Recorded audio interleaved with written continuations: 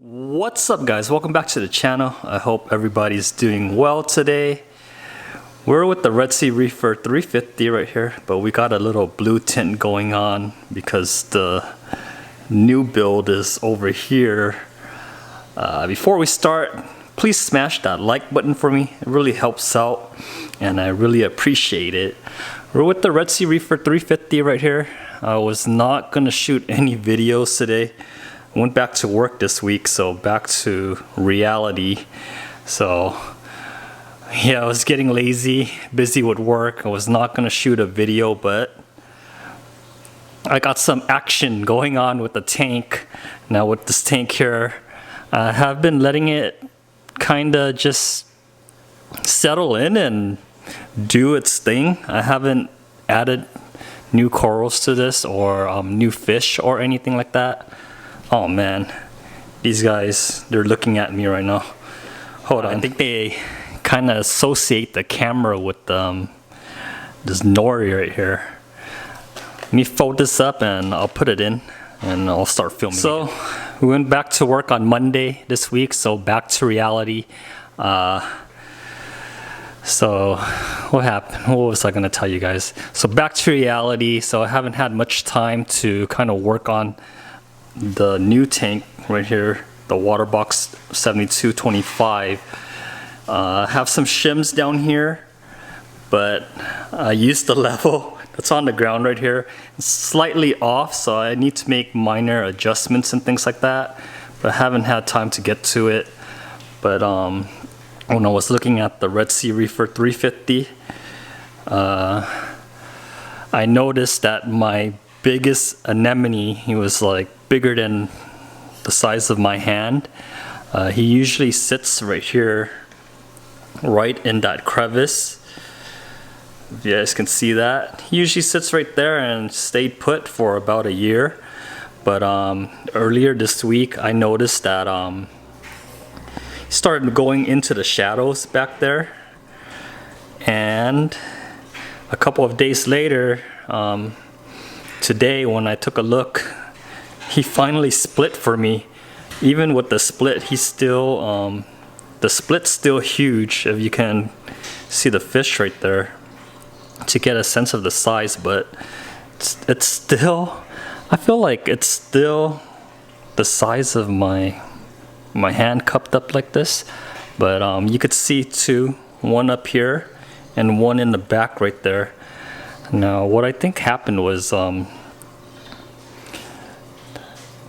the parameters in my water changed recently, because I didn't have time to mix the calc with my RODI water, and I've been hand filling it with filtered water every morning.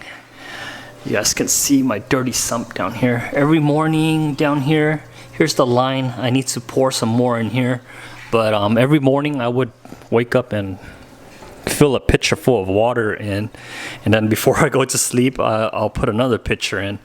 But I think that kind of swung my parameters enough to cause my anemones to be uncomfortable and start splitting. That one I really noticed because I always look at it like every day while I'm tending the tank or feeding the tank. But some of these guys right here, the smaller ones, they're just all over the place, and I kind of lost count of how many I started with and how many of them are new and everything. But yeah guys, the two back there is really big. So what I think happened was it started moving down and half of its body wanted to move back up, and then it just ripped itself in half. But yeah, that one took like over a year to get as huge as it was, and it split. It's still big, so I'm gonna keep an eye out, especially with the one that's in the shadow underneath, to make sure that it doesn't kind of go hide away and dissolve or anything like that. But let me pan through so you guys can see what's in the tank. The GSP, it's just all over the front. If you guys are new here, with the new build over here, We decided on this like a couple months ago, so since making that decision, I decided to let the GSP go up so we can have an instant carpet in the new tank. You guys look above, you can see all of that GSP right there. We're gonna have an instant carpet once we transfer everything over. So I'm gonna pan through. You see anemones and mushrooms. They're just all over the rock work. I just wanted to have it all covered and things like that. So this rock right here with the Superman mushroom was originally over here, but I noticed that the mushroom, the Rhodactis mushrooms, they move similar to the anemones and attach to the rock work. Once I saw it attached to a different piece of rock right here, I moved the entire rock over here, hoping to kind of spread out the colony so we can have all of the rock work covered up and everything. On top right here, you see more anemones, more mushrooms right here. This is a hairy green mushroom. Same thing happened here. I had two, and they're doing so well that they're just kind of spreading out. And I took a piece of the rock and moved it over here so we can have everything kind of spread out. I don't mind if they cover the rock and everything, but you can see right here the Superman Rhodactis just right up against the anemones, and it looks like they're tolerating each other. It's not like shriveling up or anything like that.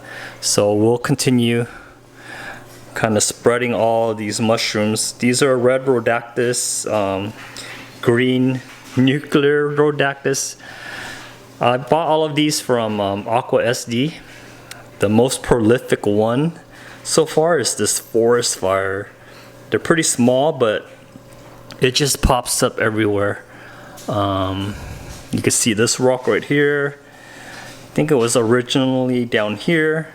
Once I saw it spread, I moved it to kind of keep it spreading. I don't know if a lot of you guys like that. You might see it as a nuisance, but I rather see colorful corals covering the rock work. So it's just popping with color. So you see more down here.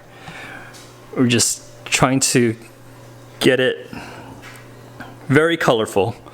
And back, I moved the rack from the side right here to the back. I have the OG bounce and Sunkiss bounce back here. I wish these would kind of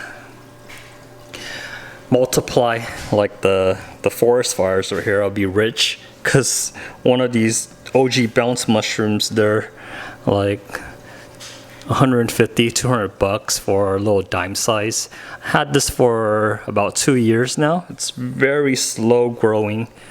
In the cup right here, I used some netting to keep the mushrooms in place, because I don't know if you guys can see that. I got a jawbreaker mushroom in there, and I'm scared that the fish would knock it out and it will just float and get lost in the tank. So I put some netting over it to keep it in place until it attaches to one of the pieces of rock or even onto the cup itself.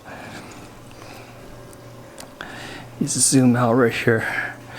This is the Red Sea Reefer 350.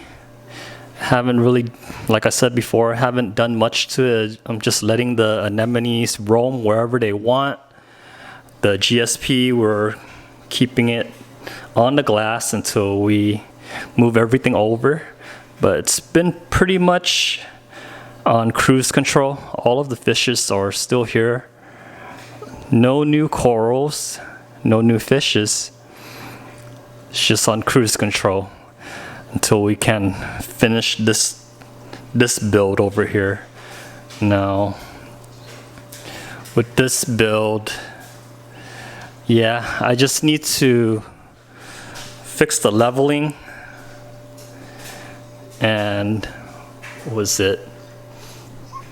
fix the leveling, figure out how to attach my doors,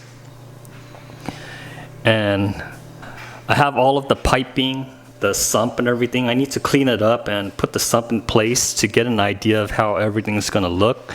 And then I gotta figure out all of my plumbing and all of that good stuff. But I'll save this for another video because it's gonna be a long one in itself.